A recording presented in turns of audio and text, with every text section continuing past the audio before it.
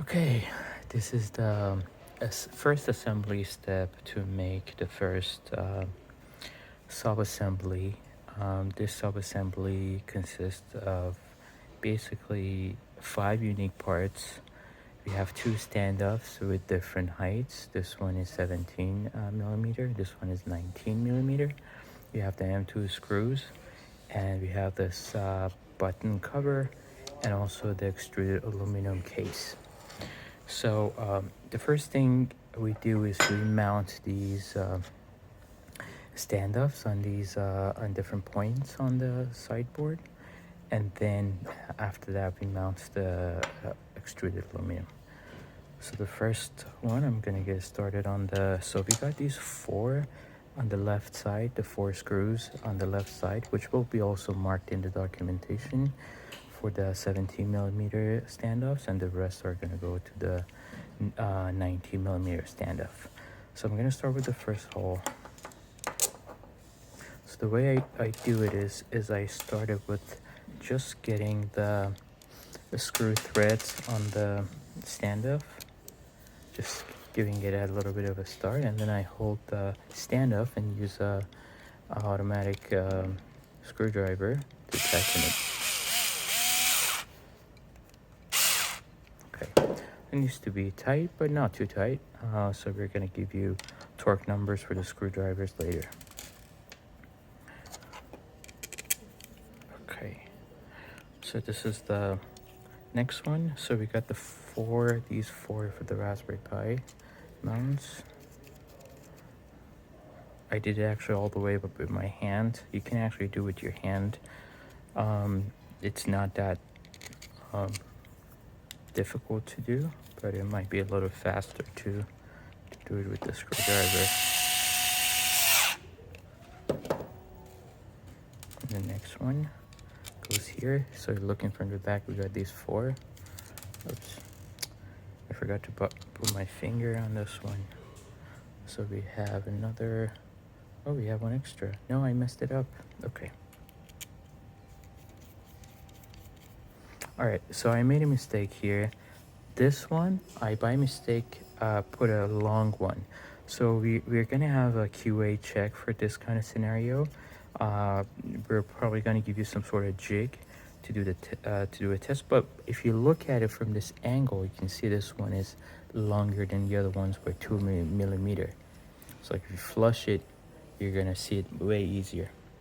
So I would actually recommend a visual test after you do all the four to see if they have the same height. So I'm gonna take this off. So if you put this one next to the other one, so we got 5 of the long ones. So I picked it up by the wrong batch, so we can also separate the batches. So we got these two. You see this one on the right hand side is longer. So the short one, I should have taken the short one. Okay, this is good. Now we got the 4, and then I'm gonna do the long one.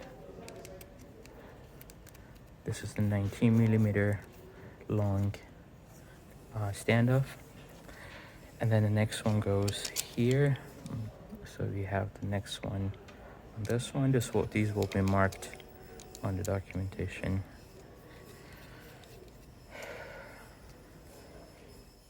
Okay, and then I have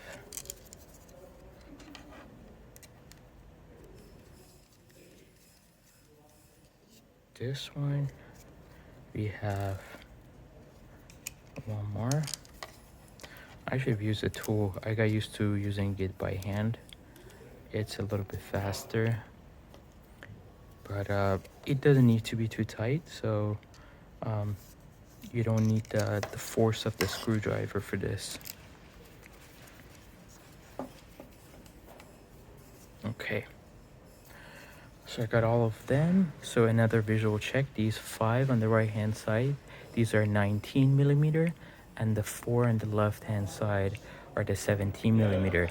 If you look on the side, you can see these ones are longer than these ones. Okay, now the last step is to mount the side. So that for this one, you have to kind of like squeeze things a little bit So you have to put in the first two sides of the, these are a little bit fragile, and gotta have to be careful with the forces. Okay, I got it in. So if you look close, you got the lip inside. So it has a lip inside, the lip has to go. These are for the speaker mounts. Okay, now it's kind of flush. It can be a little tricky. The tolerances are a bit tight. See, you still have the gap here, so it's like it hasn't gone through all the way.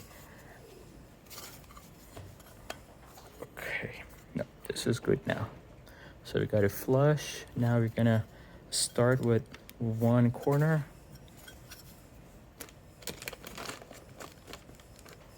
So we need 4 of the same screws.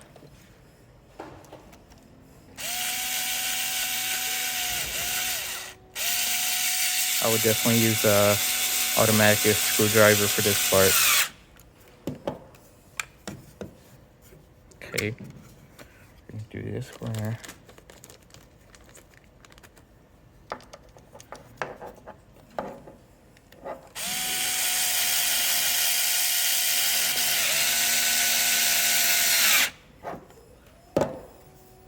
You're gonna go do it the other one. You have 4 of these.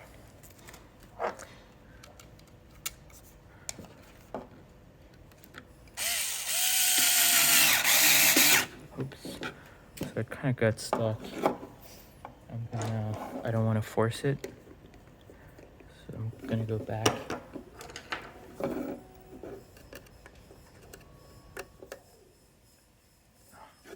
You can actually change the rotation and drive it back. So this can happen because there's paint in the threads. Maybe we can improve that later as well. Sometimes we get like paint debris clogged up, and it makes the screw movement a little harder in the threads.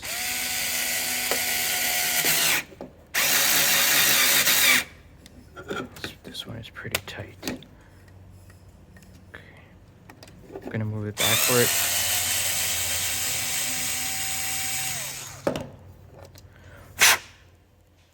I'm gonna toss this screw and get a new one and try again.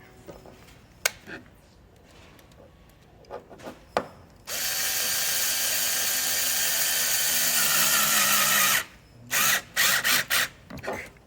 Perfect. Now we got this one a little, you know, it's like the hasn't flushed in completely. Okay. See that the gap here means it hasn't gone in completely, so you're gonna have to use a little bit of like push force to kind of get the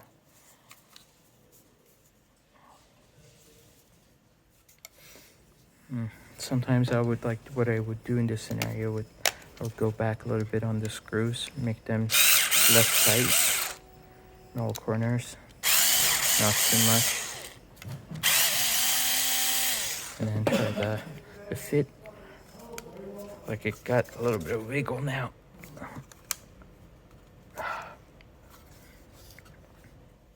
Yeah.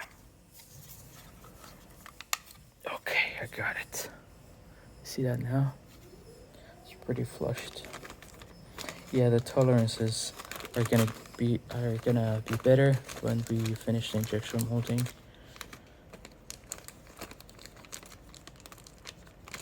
Okay, the last screw. Man, this took a long time.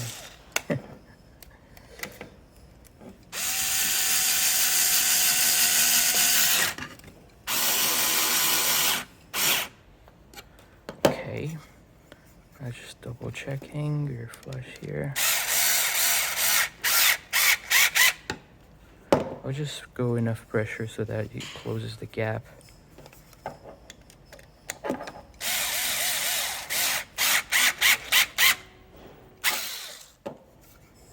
And this one.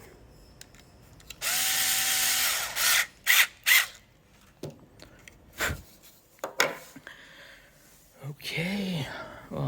Took a while. So we're done with this step. So this is one sub-assembly. We're going to talk about the next sub-assemblies in the next video.